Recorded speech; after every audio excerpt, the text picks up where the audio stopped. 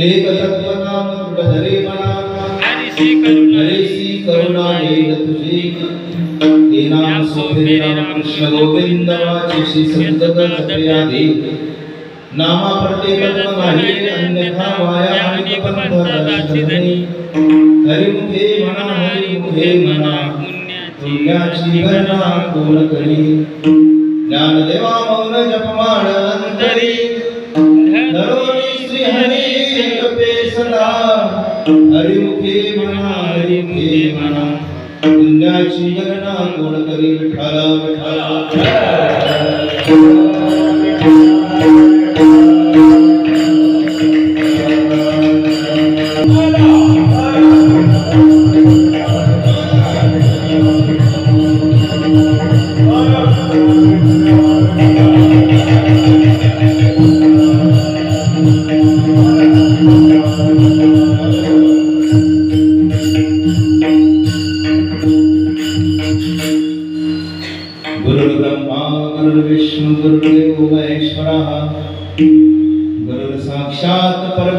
तस्मै श्री गुरुवे नमः।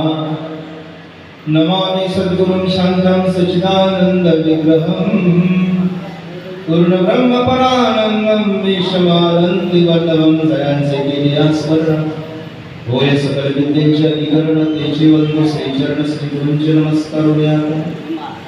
ओम नमो जय आद्या वेद प्रतिपाद्य जय जय सुसमवेद्य आत्मरूपा देवा तुझी गणेश सकलवती प्रकाशो स्वगारितोती हे शब्द ब्रह्मा शेष तेची मूर्ती सुवेश ते वर्ण व निर्दोष मिळवीत असे स्मृती तेचे अवयव देखा अंगिक भाव तेथ लावण्याची ठेव अर्थ शोभा अष्टादश पुराणे तेची मणी भूषणे पदपद्धती ठेवणे प्रमेरत्नांची पदवंदना धरतेची रंगा विलंबर जेत साहित्य वाने सपूर उजाळाचे देखावे नाटका जे निर्धारिता सकौतुका त्याची ऋण जगती शुद्ध विकार तद्वडी नाना प्रमेयांचे परी निपुणपणे पाहता कुसली दिसती उचित पदे माझारी रत्ने भली देत व्यासदिकांची आमती तेची मेखला मिरविती सोखाळपणे झळकती पल्लव सडका देखा षडदर्शने मणिपती तेची भुजांची आकृती दोन्ही संवादी धरती आयुधे हाती जरणी देवाची जग तारा लागी धरिला अवतार निरला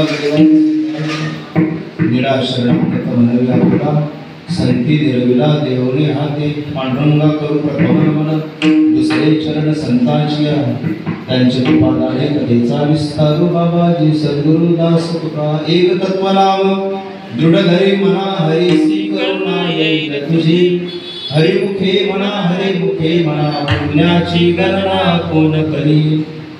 प्रस्तुत भगवती चरणारविंदी कीर्तन रूपी सेवेकरता घेतलेला अभंग माऊली संत श्रेष्ठ श्री ज्ञानराज माऊली समर्थ आहे,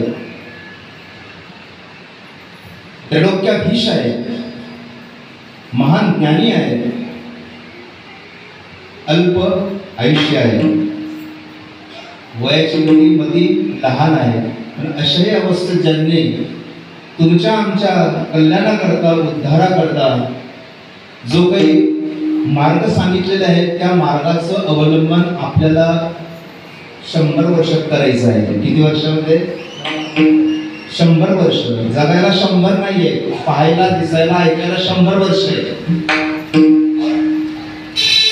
आयुष्याची मर्यादा मोजमाप 100 वर्ष आहे। कोणी 50, कोणी 60, कोणी 70, कोणी 80 नंतर असून नसल्यासारखे देव बाप्पा घेऊन झालं मुसलमानी असे सुद्धा म्हणणारे आहेत। अल्प आयुष्यामध्ये सुद्धा मनुष्य अधोगतीकडे मार्ग पत्करत असतो, फासावरती जाईल, विष घेईल, ऍक्सिडेंट होईल, मानसिक टेन्शन, शारीरिक बिमारी, अनंत आधिव्याधी, म्हणजे आपलं जे जीवन आहे हे असून नसल्यासारखं आहे। तर त्याच्यामध्ये एक समज आहे, त्याच्यामध्ये एक विचार आहे, त्याच्यामध्ये एक तत्व आहे, त्याच्यामध्ये एक विवेक बुद्धी आहे की माणसाने माणसासारखं जीवन जगावं, संपलं काम, याच्या व्यतिरिक्त दुसरं काही नाही। माणसाने मनुष्याशी मनुष्यासारखं वर्तन करावं। आहार विहार निद्रा भय मैथून अर्थात जे काही या संसारामध्ये जे आपल्याला मार्ग सांगितले आहेत त्याचा उपभोग मनुष्याने जरूर घ्यावा, परंतु हे मला ईश्वर सत्तेने, भगवत कृपेने आणि आपल्या संस्कृतीने मला मिळालेलं आहे.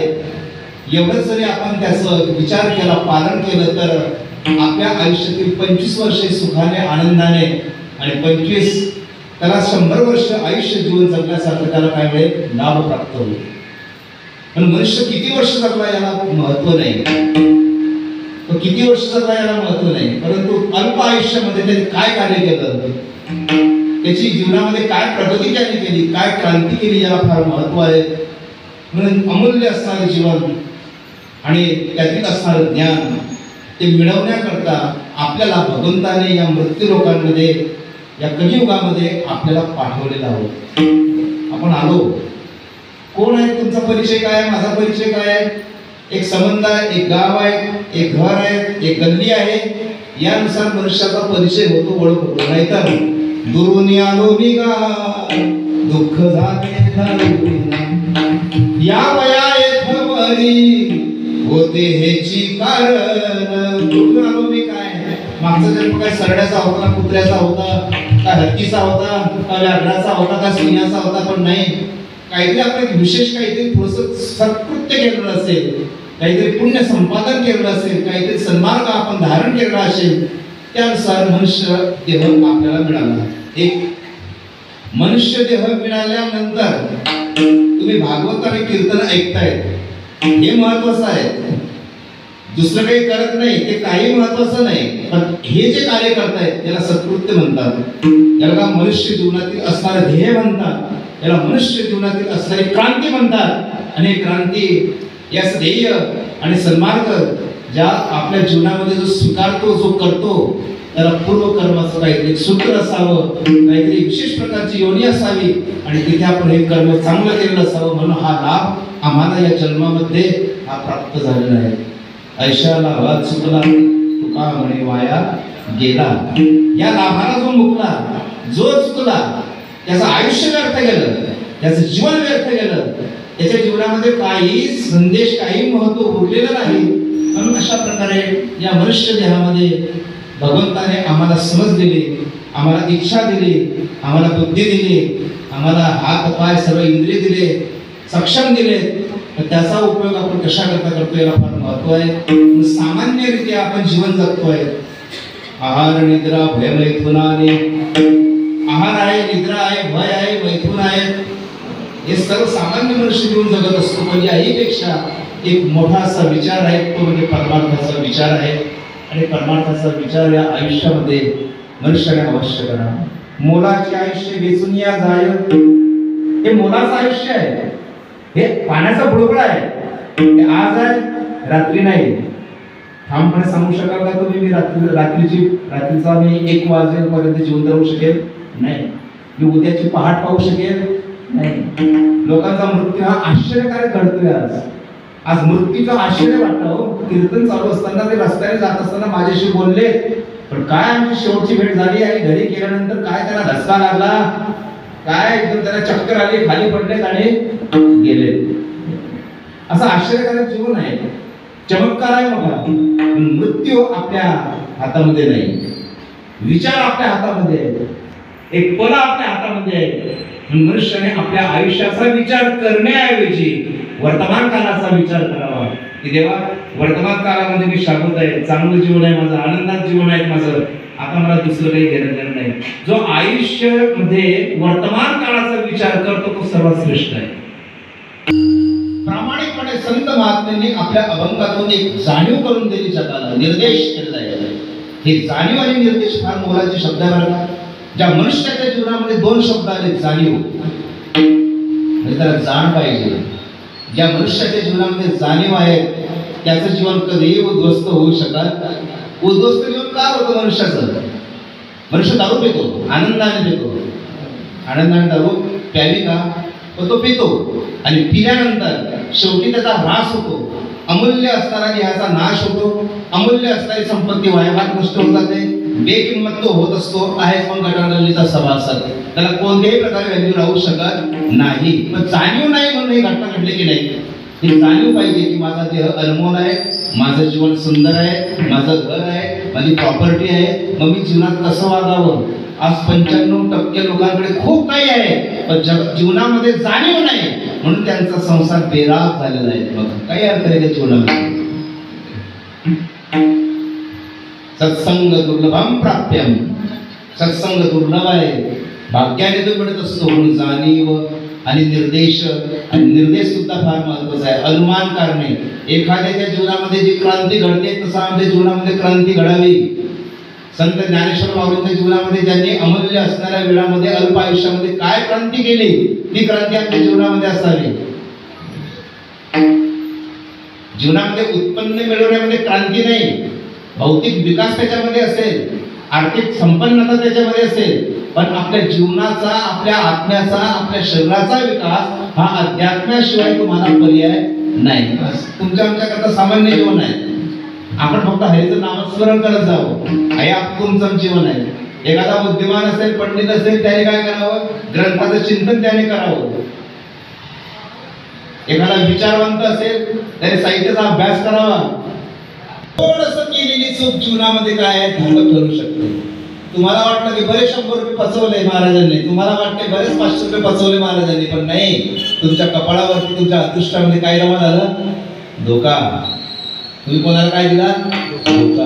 आणि हा धोका मनुष्याला, मनुष्य देहामध्ये दुःख दिल्याशिवाय राहत नाही. तुम्हाला फसू नका, कोणाला विनाकारण त्रास देऊ नका. या सगळ्या गोष्टी जीवनामध्ये, पण एक मनुष्याचा स्वभाव असतो बघा, आणि स्वभाव, मूळ स्वभाव त्यात जात नाही. म्हणून कीर्तन, भजन, सत्संग हे कशा करतायत, आपल्या जीवनामध्ये परिवर्तन होण्याकरतायत. नुसती गळ्यामध्ये तुळशी माळ घातली म्हणजे तो संत झाला, साधू झाला, चुकीची भावना आहेत ना. हे मोठी माळ घालतात काही लोक, चुकीचं वर्तन करतात. वरी भगवा झाला नामे, अंतरी वश केला कामे, साधू जगी विटंबना बाधू. परमार्थाचं सोंग, परमार्थाचं लेणं बाहेरून जरी सुंदर दिसत असला, कपाळाला मस्त गंध आहे, गळ्यामध्ये माळ आहे, परंतु चालला सट्ट्याच्या टपरीवरती, भगवंताला धोका आहे. चुकीची गोष्ट आहे. आपण आपल्या अलंकाराचा स्वाभिमान बाळगावा. तुका म्हणे करुणी दावी, त्याचे पाय माझे जीवी. परमार्थ करून दाखवावा. समज दिली भगवंताने आम्हाला, समज, आणि या समजेचा उपयोग जर आपण जीवनामध्ये केला नाही तर मग आयुष्यामध्ये काही तुम्ही करा, भक्ती मार्गाचे किती धडे तुम्ही मिरवा, काही तुम्ही देवाजवळ जवळ जाण्याचा प्रयत्न करून किती सेवा तुम्ही करा, त्याचं फळ मनुष्याला मिळू शकणार नाही. त्या भक्ती मार्गापेक्षा, परमार्थापेक्षा आपलं जीवन, आपली दैनंदिन शैली ही जर उत्तम जर असेल ना, तर तुम्ही घरी असून सुद्धा तुम्ही परमार्थ करू शकता. जसं जगाचं विभाजन झालं बघा, पूर्ण विभक्त होऊन गेले पती पत्नी, स्वभावात विभक्त होऊन गेले. हिचाही पगार श्रेष्ठ असतो, त्याचाही पगार श्रेष्ठ असतो, काम विभाजन होऊन गेले.